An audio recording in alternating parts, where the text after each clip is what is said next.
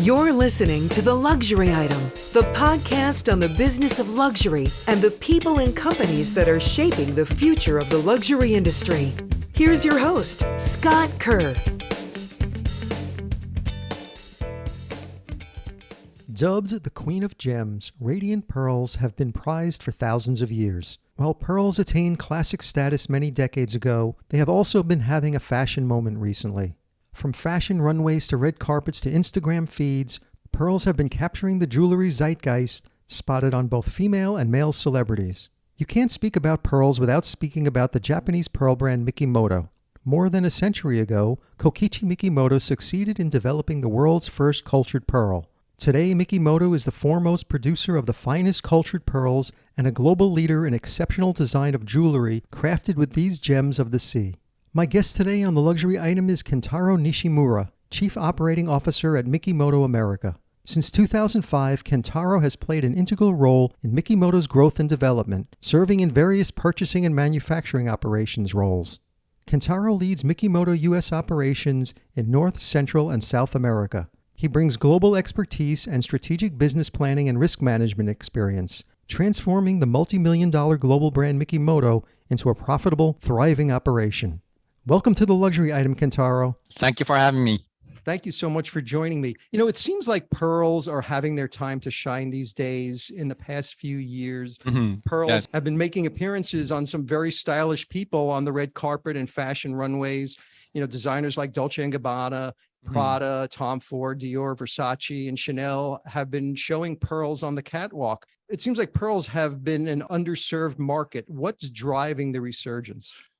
I mean, I think historically, pearls has always been ultimate gem. We have ancient documents dating back to Roman times about like Persian Gulf as a home of pearls. And if you go to Mikimoto Pearl Museum in Japan, you'll find pearl jewelry from Roman era.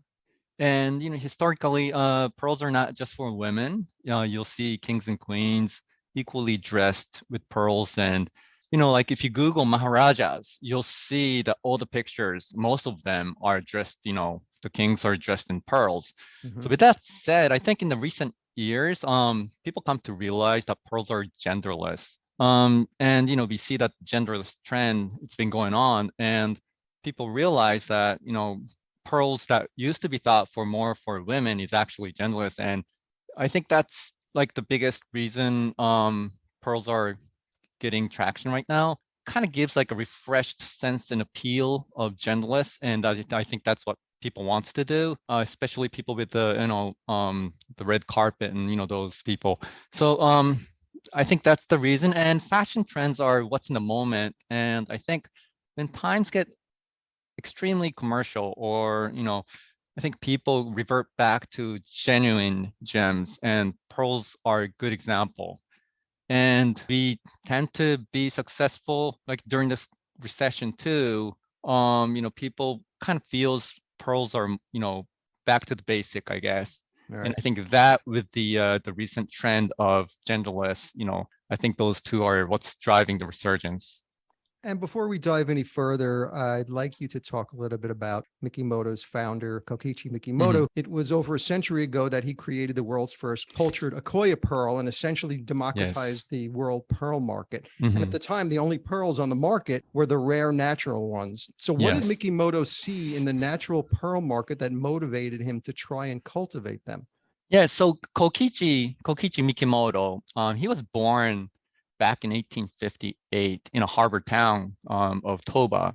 It's like in central Japan. And so when he grew up, as he grew up, he's familiar with the natural pearls being harvested by the local pearl divers. And when, as a young man, he actually went to the trip to Tokyo. And, I think back then, there were no steam trains yet in Japan, maybe in central Tokyo, but must have been a long trip there. But anyways, he went to Tokyo and he actually saw lots of foreign tourists paying high prices for the pearls that was, harvested, well, not harvested, these pearl divers, they basically dive down into the ocean and open up Akoya pearls and if they get lucky, they'll find these pearls. And they were paying high prices for these. It was mostly foreign tourists in Japan. I think they used to use it for more like medicine use as well. But that's when he realized that pearls are sold in very expensive in Tokyo, and it stuck in his head. And so eventually, he became involved in local association in his town, which was responsible for arrangement of natural pearls for exhibitions and exports.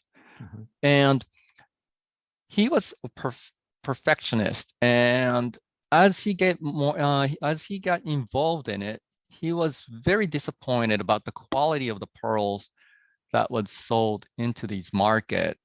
And naturally, he decided to take it in his hands and solve the issue. So he dived into the world of culturing the pearls himself. He started to experiment with culturing pearls in about 1890. And the first success he had was 3 years later. He was able to find 4 half-round pearls.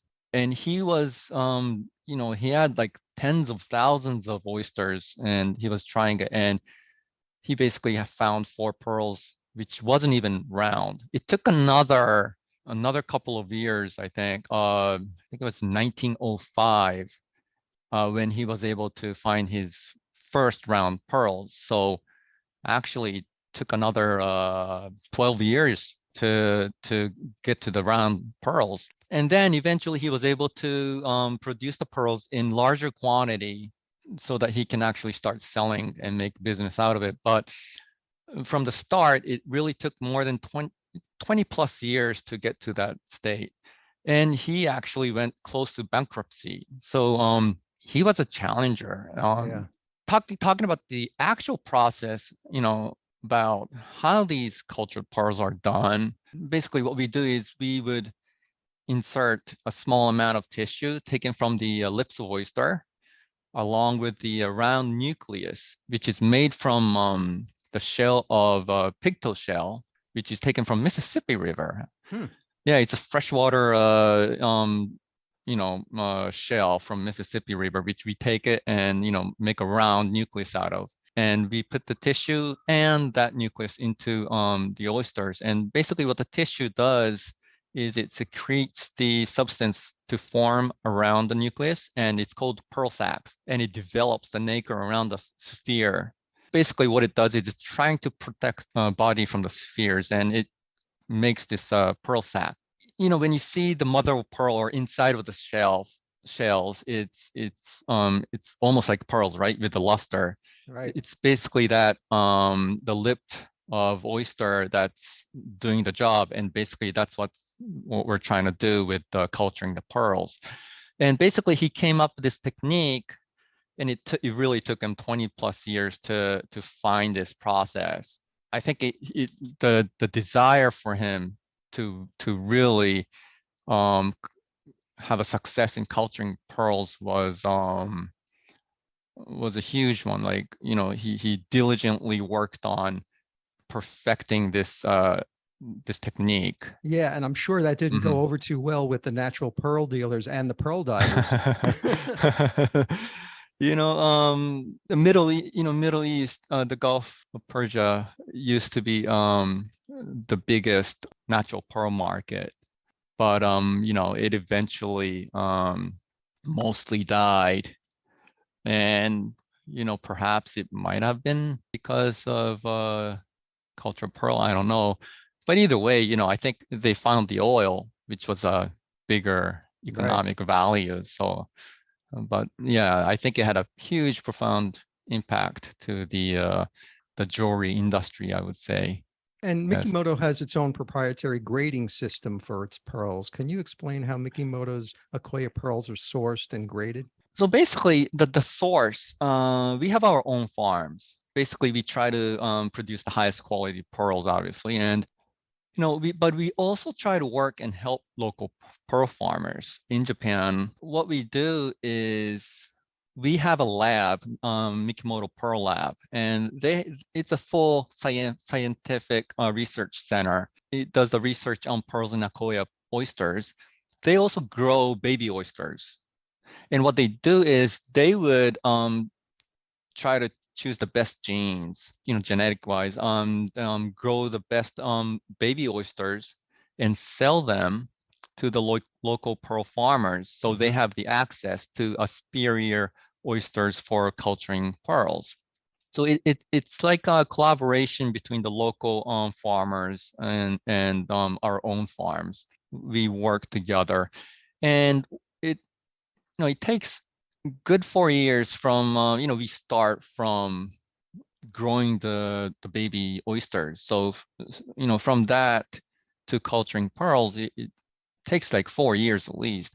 But anyways, once we harvest the pearls, we go through several steps, and basically we sort by quality of the pearls, which is the size, how big it is. It's usually, we do it by millimeter, so it's usually from like 2-3 millimeters to the biggest would be about 10 millimeters, which is less than a half inch. Then we look at the surface. We try to make sure, we basically grade the surface by its quality. We look at the shape. It has to be round for the better quality. So the more spherical round, it's better. We look at the luster. That's how shiny, I guess, you call it. It is. And then we look at the color, because the color, we could have some that are more white, that are more pink, that are more yellow. And we would sort these, because when we make a product, we have to make sure that the color matches. So when we have a strand of pearls, we make sure we have the same sizes and same luster, same colors and same quality. Typically, I would say maybe 50% of the harvest is usable for as a good jewelry quality. Mikimoto probably uses about the top 5%, I think. I probably will depend by the year too, but we really select the best of the best pearls for our product. Yeah, and the Mikimoto name has really become synonymous with superior quality. How has the brand been able to maintain this stellar reputation as one of the most revered brands in the history of jewelry? Mikimoto is a pure company. We're very honest, and we're vertically integrated.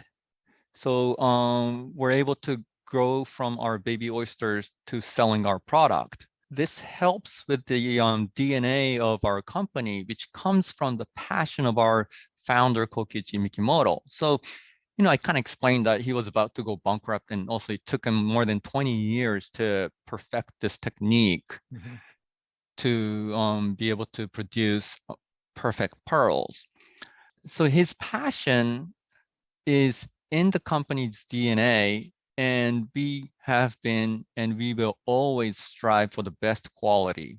I think that is something that no other company could do. We have our research center. We do from DNA analysis to making sure that the ocean environment is sound, so our oysters can produce good quality pearls. We start from there. So we are very proud of our product, and we want to make sure what comes out of our production, what we provide to our customer, is the best of the best product out there. And that's not just, we're not just talking about the pearls, but it's every part of our product. So our factory, we have a jewelry factory in Japan, and we have many craftsmen working to make jewelry, but we really have best facility, and we take a lot of hours in making sure that our quality is best out there. Our teams, team members, all proud of being able to sell Mikimoto product, the best out there. And I think that kind of helps the company right to keep on making what we feel is the best product. And I think the customer sees that. It's you're not going to find anything like Mikimoto pearls. It's best out there, I think. Yeah, and Tiffany is also very much in the high quality pearl jewelry game. How do your sales associates speak to customers who are looking at both brands? Mikimoto, we're only on prestigious areas in the most prestigious cities. So say, for instance, New York City, we have Tiffany, we have other jewelers, and they all have a very good quality pearl products. But there are no other company, no other jeweler that has the same amount of pearl jewelries. We're very specifically focused on pearl products. The quality point of view too, but also the amount of selections that we have it's just not comparable. So what happens is it's very, very very often we get customers coming in suggested by the jewelers to come to our store for pearl jewelry. We also do the same too. If customer comes into our store and if they're looking for non-pearl jewelry, then we would advise them to go to our other jewelers, and we kind of do the same thing. So I think we have we all have respect for each other, being the top jewelers. Most likely, when customers do compare with other companies, they usually come back to us. A remarkable thing happened during and after the pandemic. Jewelry sales actually went through the roof, and some people even dubbed last year as the year of jewelry. And this year, jewelry sales are expected to grow, but not nearly as aggressive as last year. What was Mikimoto's business like in the last two plus years? Obviously, when the pandemic hit, we were forced to close our store. Right. We closed our factory. We closed our office. So there were a good couple of months that we couldn't do anything. But after that, once we opened our business, we have been having the best sales. So like last year, we had the best sales year ever. And we're continuing to have the best sales. So like, for instance, last 3 months, say, I'm averaging 30% increase over last year. People talk about recession, and I also worry about recession. My base case scenario is that, we're going to see some kind of really hit recession maybe next year, early next year. But as far as what I'm seeing, we're doing better than ever. And I see customers wanting our products. So I have no concerns, at least for this holiday season. The more of an issue is that we have shortage of pearls. And that's a huge headache. So what's happening is, we have hard time, procuring pearls, but the demand is just increasing.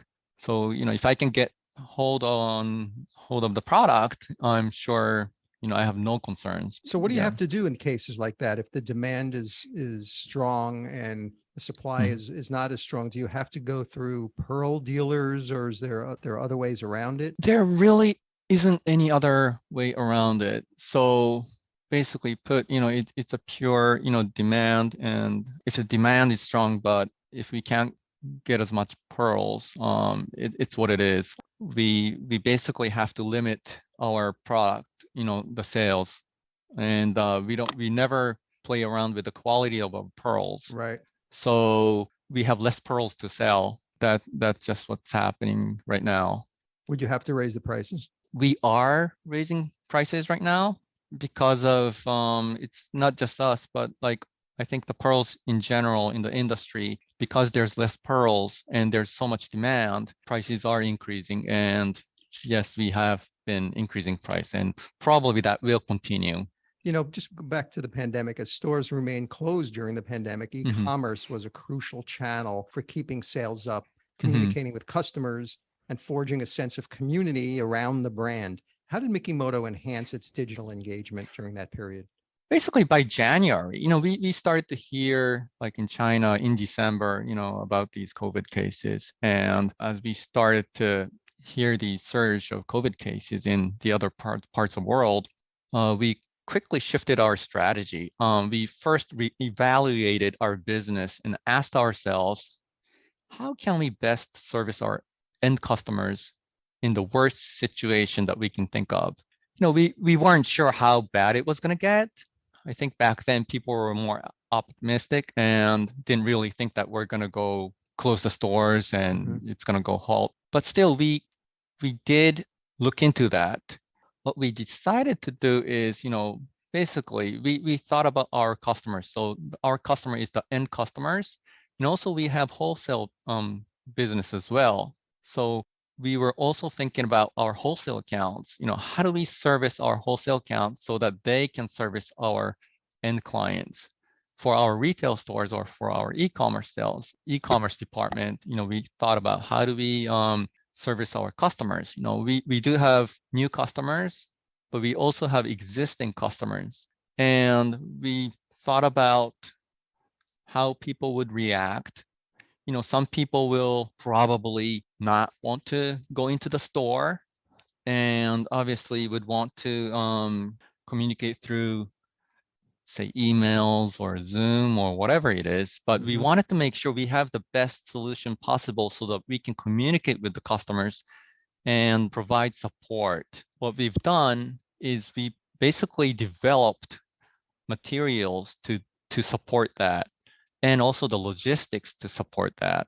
So we focused on creating the environment to support all of our teams so that they can work from home, but have the ability to support any customer inquiry in any ways so that we can keep in touch with the customers. And I think we were one of the earlier brands to resume the operation and open up the e-commerce site.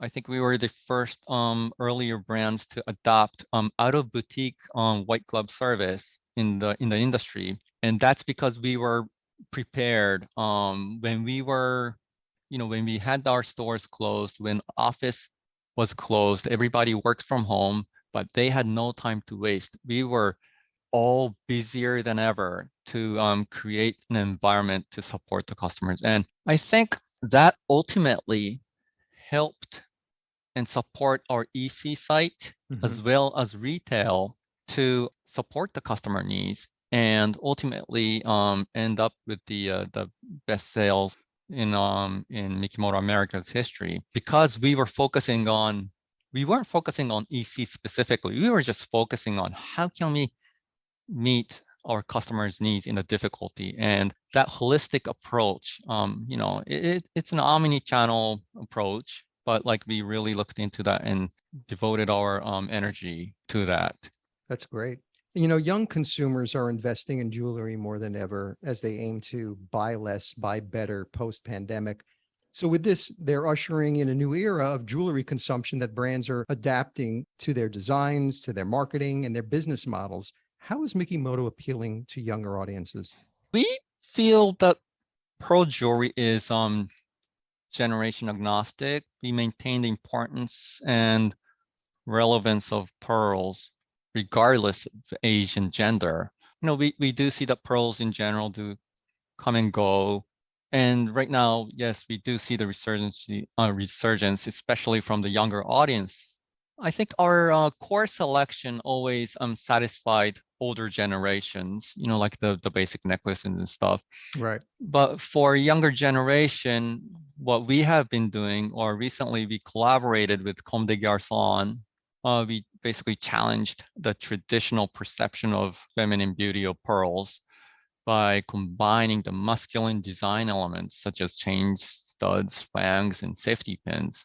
This, I think, gave our younger generation a new perspective of pearls. And I think it probably matched the values of the young generations. Also last year, we launched a new collection called Passion Noir. And again, this is designed to be worn by men and women. It basically features a Black South Sea culture pearl set in black rhodium jewelry, which is very different from our past designs. This collection is genderless, but we feature male models in our campaigns. I think this approach really appeals to the younger audience. And, again, younger audience, they know Pearl's been around for many, many years. I mean, historically. I think if they can see how they utilize it, or then I think they'll appreciate it. And I think our approach really did get into their appeal to the younger generations. And our analytics, it also supports the phenomenon.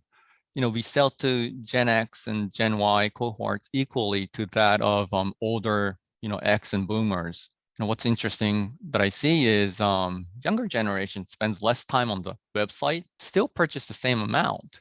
So I think younger generations, they're clear on what they want. So when they feel that the pearls are relevant, and if they like the pearls, they come to our website and they don't waste their time. They just decide quickly and they buy our products. I'm sure you like that. No, it's great because like I told you in the beginning that we think pearls are for all ages. But it is a fact that people thought it was more for older, mature. Right. But now, we are really seeing younger generations, wearing pearl necklaces and pearl jewelry, and we're very, very happy to see, that trend that is coming back. And consumers are also becoming more discerning with their spending decisions.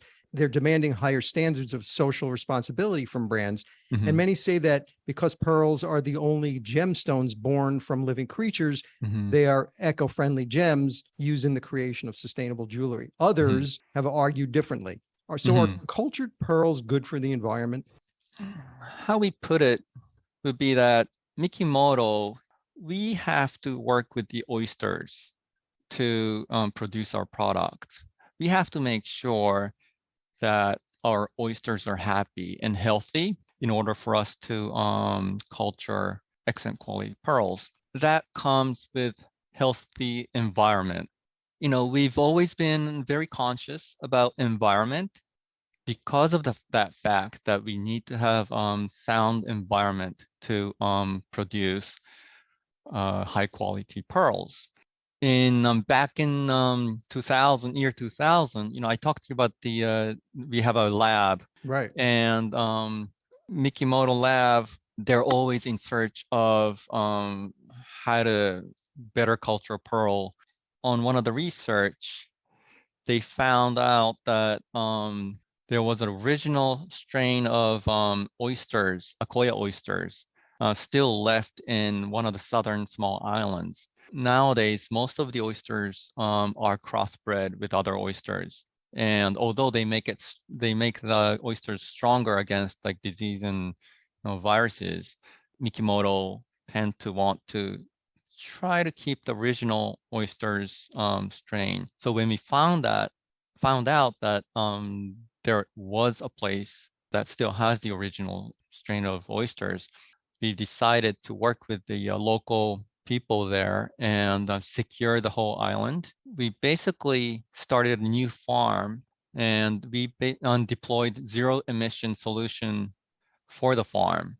And it was the first in the pearl farm industry. So that kind of tells you how we are very conscious about trying to keep the environment as best as possible, or without any changes. And also in 2004, our lab actually created world's first organic-based water quality environment monitoring system using Akoya oysters. Mm-hmm. Basically, what we've done is we put sensor to the oysters. It analyzes the shell movement, which allows us to detect abnormalities. If there's less oxygen in the ocean, we will see that through their movement. We also have other sensors too, like temperature sensors and all that. So basically, we're able to actually monitor the condition of where the oyster is. That would allow us to see what's changing the environment and what we need to do to keep the environment sound. It's not like we've started to work on ESG in the recent years. It's been something that we have been doing for many years, because we know that oysters need the right environment. So Mikimoto has retail stores across US, Europe, and Asia. Do the design aesthetics of all your stores tell a specific story about the brand? It's basically our stores are inspired by ocean. So we just opened up New York City flagship stores, a new one. It's basically in the same spot, but we opened up a new store. If you go in, you'll have like a sense of feel as if you're moving through the ocean from deep within to the surface. So what happens is when you go into the entrance, you'll see the first floor, it's like blue color. We use like traditional kimono fabric and wallpapers and stuff to kind of give you an impression that you're in a deeper ocean. But if you go up, you'll see that the whole floor becomes lighter. You'll see like the glass ornaments, which resembles the bubbles going from deep within to the surface. But every furnitures, the walls or furnitures or chandeliers, everything has some kind of resemblance to the ocean. The customers really appreciates that, because when they come to our store, they're like amazed with the store. It is very unique. Basically, that's what we do with all of our stores. We have some kind of motif from ocean, and you'll see like the waves and pearl designs embedded into all of the structure throughout the stores. Sounds like it has a very calming effect on the customer. Yes. That is so true, because our customer, they tell us they're very comfortable being in our stores. You teamed up with avant-garde fashion house Comme des Garçons for a gender fluid capsule collection of pearl necklaces. The message behind the partnership is that pearls are for everyone, and challenging the status quo by making something normally associated with feminine dress something worn by men. This is pretty forward thinking for a traditional brand like Mikimoto. How did these seemingly opposite brands come together for this collaboration? We were thinking it was a matter of time before that happened, because it does look opposite. But when you think about it, our founder, Kokichi, he basically introduced entirely new culture with the cultured pearl. And his dream was to dress, adorn the necks of all women around the world with pearls, which wasn't the case before. He was doing something that was totally new. Rie Kawakubo, she also revolutionized the industry with her creativity. Right. So I think both Mikimoto and Comme des Garçons kind of shares that aim of the revolutionizing the existing tradition or norms. And we also want to explore a sense of originality. I think that's what brought two together. We Comme des Garçons, Mikimoto were both original, but were also challenging the norm. That was a very good match, I think. I think that's one of the reasons why when these two brands got together, we were able to come up with great products. And we've seen the rise of pearls as a bona fide male accessory over the past couple of years. Major League Baseball players are flaunting strings of pearls around their necks on the field. Rappers and pop culture icons like Drake and Harry Styles are popularizing them, and so are some Hollywood actors. And this opens up a whole new wave of opportunities for Mikimoto. What do you think spurred on this trend? And are you seeing more men shopping for pearl jewelry for themselves? Definitely see a lot of men coming into our stores and buying pearl jewelries now. I think people are starting to realize that pearls are versatile. Before people thought pearls are for women, but the genderless fashion trend, I think, also helped. And they're finding pearls actually do match to the fashion for men, and which has been the case for all throughout the history. Like I had an example of a Maharaja or kings and queens. The riches back then wore pearls. It kind of like shifted, and people thought pearls were for women, but I think it's actually coming back to what it was even for men. It's their the simplicity of the shape and the color of the pearls. It will match anything, and it's versatile. So I think that's where the men are, starting to feel that pearls are something that they would love to wear, and it feels new too, I guess. So these celebrities, I think that's what they want to, they want something that feels new. Yeah, I was just saying earlier this year, you announced Chinese actor and singer Song Wei Long as its first male global brand ambassador. So is that all part of Mikimoto's effort to reinterpret how we think about pearls and breaking stereotypes? We do use a lot of male ambassador. We have a lot of, relationship with the celebrities over the years. And what we do is when we find a brand ambassador, which they have genuine passion for Mikimoto, Mm-hmm.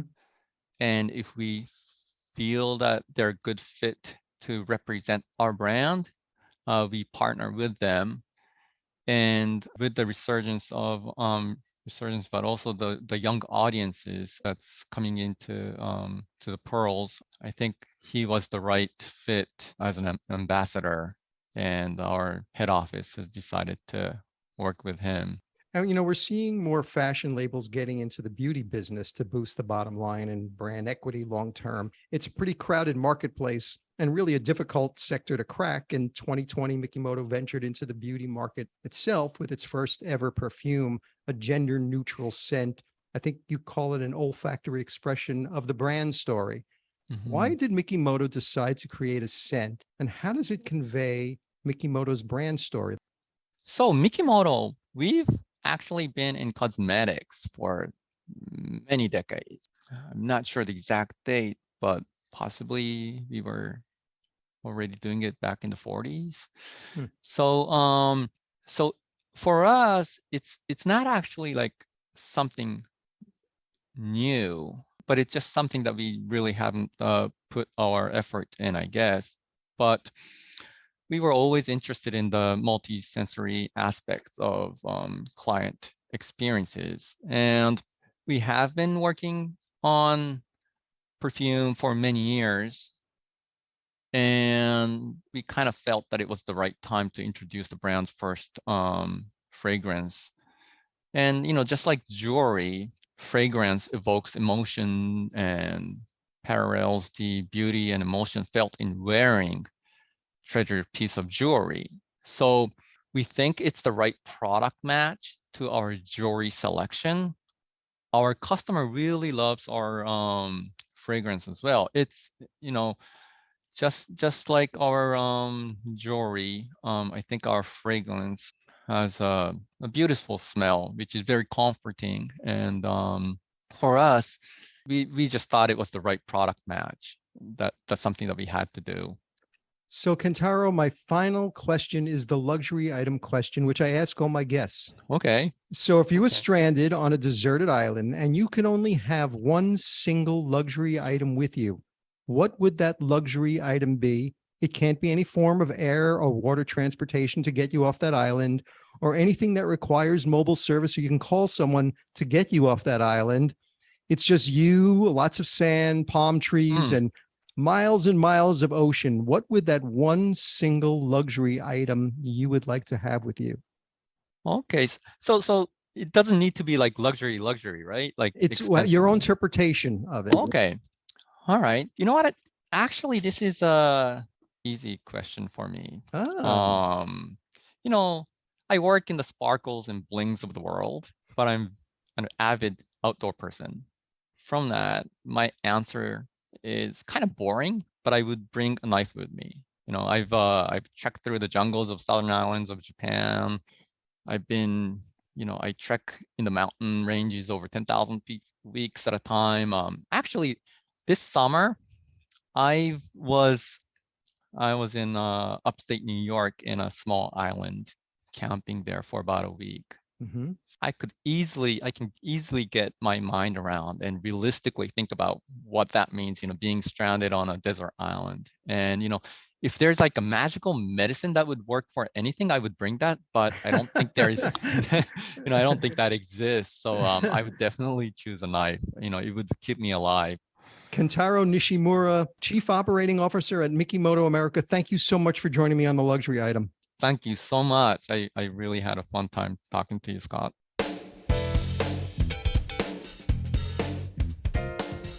That's it for this episode of the Luxury Item Podcast. Thank you so much for listening. If you found this useful and entertaining, I would be really grateful if you can share it with a friend or colleague.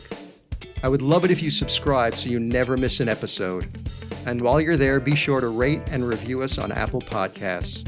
It really helps other listeners find us.